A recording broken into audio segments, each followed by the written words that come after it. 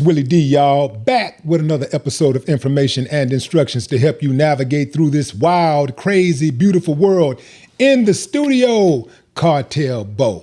What's going on, man? Hey, man, what's happening? Too much. I know. You getting it in, man. Yeah. I want to salute you for repping the North, Appreciate repping the South all over, but repping the North is important. Yeah, definitely. Yeah, the North raises, huh? Look, come on now. Yeah. Straight like that, man. Yeah, absolutely. Man, did you cut an ankle monitor off your leg? Yeah, I cut off my leg because the police tried to kill me. You did what? I cut off my leg because the police tried to kill me. Cut it off your leg? Yeah, the police battled around my door down with no warrant illegally.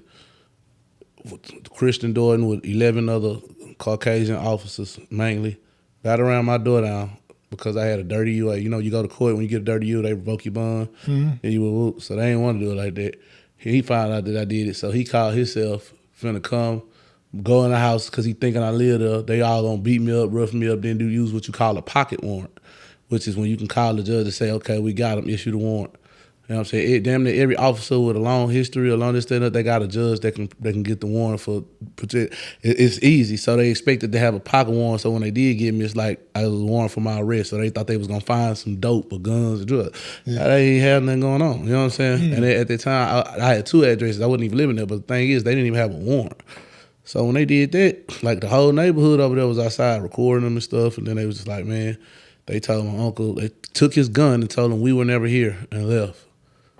Now my uncle called me with the door battered down, like it's nothing but a hole in the whole door, like battered, like they came, police cars and everything with no warrant. Then he asked them for the warrant after they didn't have no warrant. Mm-hmm. So they just took off, you know what I'm saying? And then the next day, they went and got a warrant issued the next day, you feel me, which is, and went and put it on the news, because that's what he does. He has these connections with like Channel 2 and Channel 13, so he can take them anything he wants. Like he's one of those kind of officers. He's a dirty, crooked police officer. He's actually...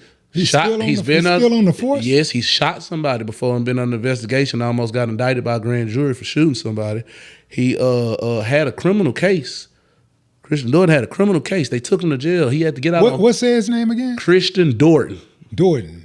Christian Dorton. That's his name. Yeah, that's his name. Christian Dorton. He's one of they trust me, they know he is. He the same year he had a criminal case and he was out on the streets with a badge. When they took him to jail for a criminal case, he got out, he was in the streets with his gun in his badge.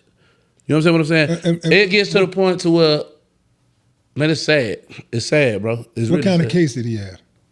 So from what I understand, he's supposed to keep some money on some drug shit, this, the whatnot, or whatever. But the man, if you go look up the man history, as for HPD, he has the worst background and worst complaint and this, that, and that. This man locked me in the back seat, and you know how hot it is. It's Houston, in 100+ degree weather. It was official 100+ degree weather. You understand what I'm saying? And locked me in the back and turned the heat all the way up to full blast and opened the door. Oh, you a gang member? Oh, you ain't gonna say you a gang? Shut the door. Open the door. Oh, you? All right. Suffocating the out of. He's suffocating me. He's suffocating. I went to attorney affairs about it. You know what they said? They threw that shit to the side. Was like, she said, you lucky you didn't get shot.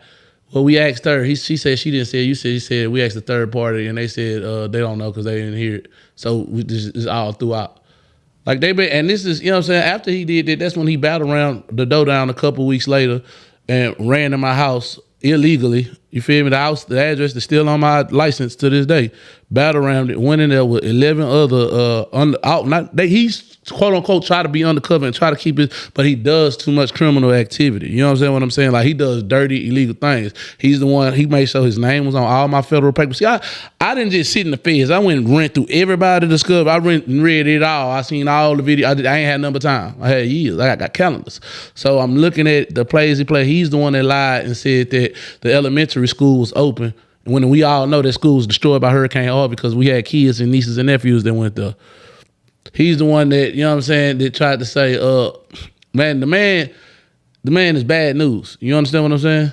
The man bad news. So, you know what I'm saying? He put dope on people. He put guns on people. Like, you don't understand? Like, he's this remember how big the series of a case was when we caught that case for the Hoover video? Yeah. In federal court, it came to find out that 50% of the guns from that video were missing from the evidence room in HPD. And who do they attribute 50%. that? Who do they attribute that to? They ain't gonna never attribute it to, but we know who it's attributed to. The man who leading the case. Wait a minute.